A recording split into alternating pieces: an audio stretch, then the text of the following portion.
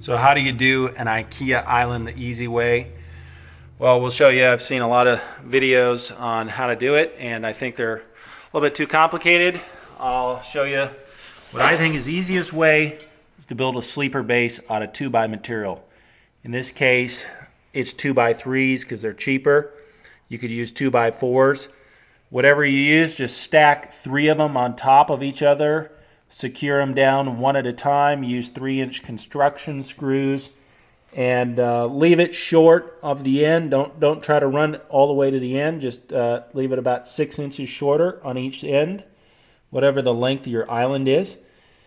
And then you're going to attach all your legs to the bottom of your cabinets, 4 legs per cabinet, and set up the cabinets on top of that sleeper base. You can clamp the cabinets together, make sure they flush up and they're even, and then you can spend some time leveling it all, getting everything all set using those legs to get it leveled up. And once it's all leveled up and parallel to your other run of cabinets, you can shim up the gaps with shims. And if you get a really big gap, I'll show you down here, a really big gap, we grab some leftover panel material or use 1x material if you have a real big gap. And the reason for that is when you secure the cabinets to this base, that the bottom of the cabinet doesn't flex down on you. And so then you're going to go ahead and put 3-inch construction screws through the bottom of the cabinet into that sleeper base.